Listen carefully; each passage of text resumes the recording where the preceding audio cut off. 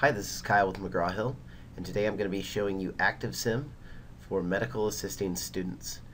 Alright, so the ActivSim link will either be embedded in your Canvas shell, where you'll just need to click on it and then log in from there, or we'll drop it in a Connect course.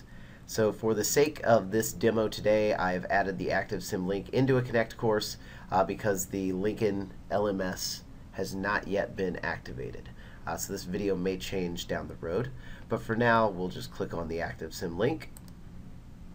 Alright, and it brings up the link, takes me right to the login page, and I'll just enter my username and password.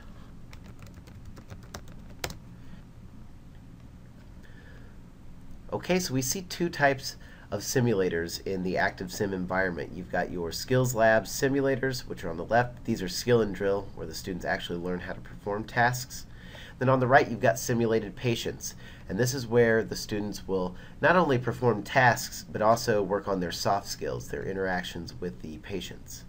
Okay, so we'll discuss classroom management in just a moment, but I think before we do that, let's hop in and actually see what each of these two simulations look like. We'll start with the Skills Lab simulator for pulse and respiration, and when I open this, I'm going to allow the coach to take over. In this skills simulator, you will practice the steps of measuring pulse and respiration. For a guided tour, please select Learn how to measure pulse and respiration, or if you prefer trying the simulator on your own, select Practice on your own. So I think that the ideal situation would be for students to learn how to measure the pulse and respiration with the coach's help first before entering to practice on their own. So let's go ahead and click Learn how to measure pulse and respiration. I have prepared a list of things for you to focus on. Read through them carefully to prepare for the scenario. Select Continue whenever you are ready to proceed. Alright, so we get our learning objectives, and then I click Continue. You decide what to do by clicking the small labeled actions on the screen. First, you need to identify the patient, wash your hands, and explain the procedure. Alright, so I'll follow the coach's lead. Move the mouse cursor to the head of the patient. Click Identify the patient. I am the medical assistant for Dr. Murphy. Would you please verify your name and date of birth? My name is Rico Mendez. I was born on the 13th of July, 1973. Now I will let you try on your own. If you need some help from me, just click the Hint button in the bottom of the screen, and I will try to help you with the next step.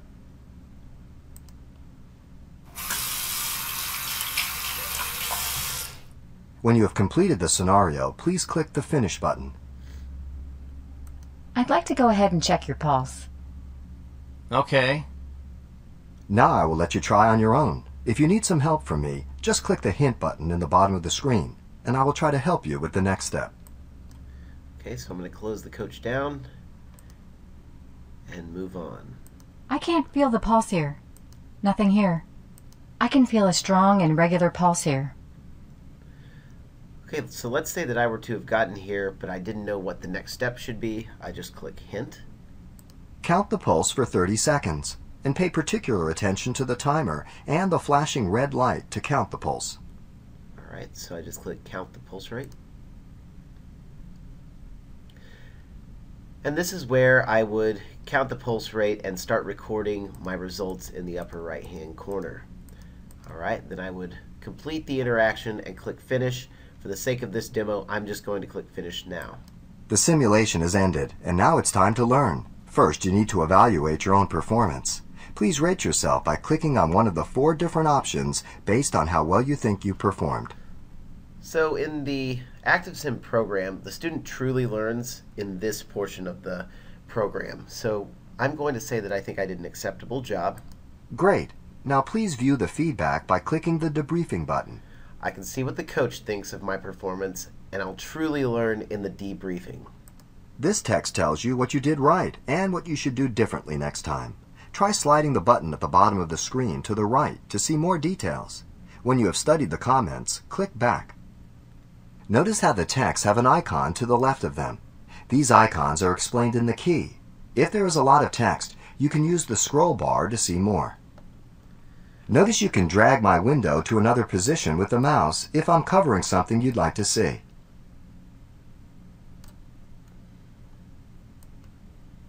Okay, so I've performed my task, I've gotten feedback, and this is truly where I will figure out what I didn't do successfully in the simulation so that the next time I go in, I can make sure that I perform every portion correctly. This is the final score. Once again, your own assessment of your performance is compared with how the computer assessed you. Okay, so I'll click Next. Alright, and this time I will go into the actual simulated patient. So it says practice handling a patient with known hypertension.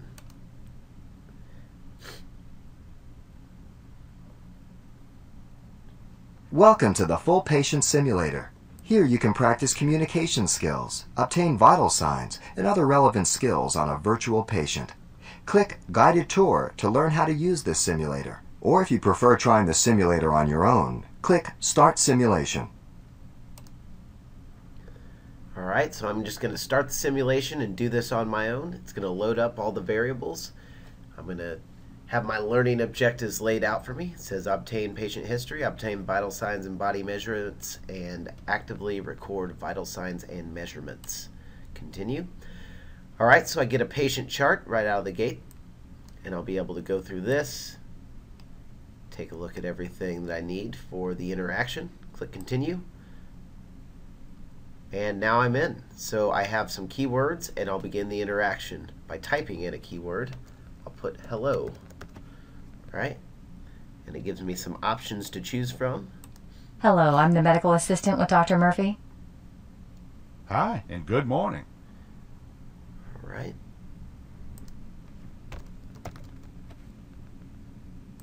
What's your name? My name is Ken Washington. All right, so the student has a lot of flexibility as to how they conduct their interaction with the patient, but I want to show you that the patients can get irritable. So I'm going to ask this fella his name a few more times and you can see his reaction. What's your name? Look, I already told you. My name is Ken Washington. Okay, so you see that he's becoming a little more frustrated. Why did you come here today? I am just here for a general health check and a refill of medication for my blood pressure. All right, so Let's get started. I'll ask a few questions and check your vitals before you see Dr. Murphy. Great. all right, so I've spoken with the patient, kind of informed him about what I'm going to do, and you'll see that if I scroll over this area, we've got the map of things that I'm allowed to proceed with. So I'll just go ahead with wash hands. I'll go ahead and wash my hands.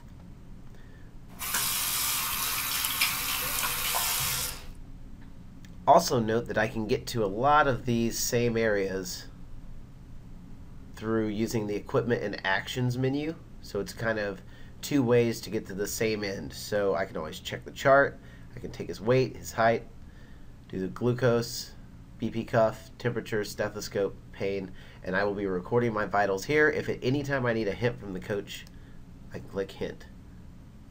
So he says I should ask, what's your date of birth?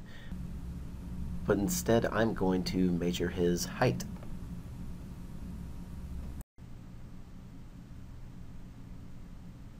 You're 6'4".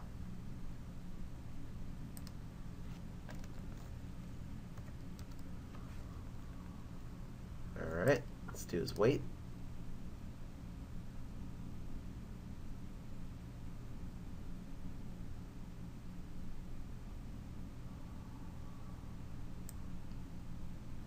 You weigh 198.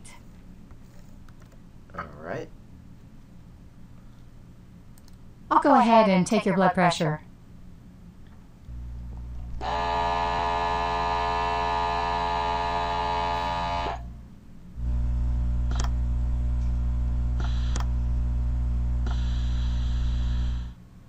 The blood pressure is 172 over 95. Alrighty, let's get his temperature. Let me take your temperature.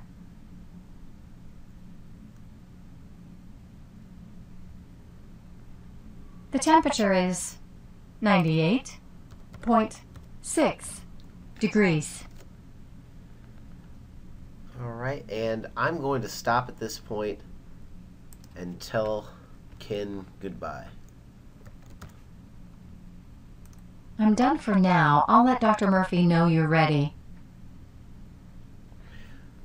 Okay, so similar to the last simulation, it is now time for us to learn what we did properly and improperly when we interacted with the patient. So it says, approach and prepare the patient. How did I do? I'm going to say I did an acceptable job. The coach pretty much agrees, and then we'll find out why. All right, and this is the same as with the skills checks. We are able to learn what we didn't perform correctly in this area. We can always click more details and go down to a more granular level. So see everything I did right, everything I did wrong, and everything that I may want to change for next time.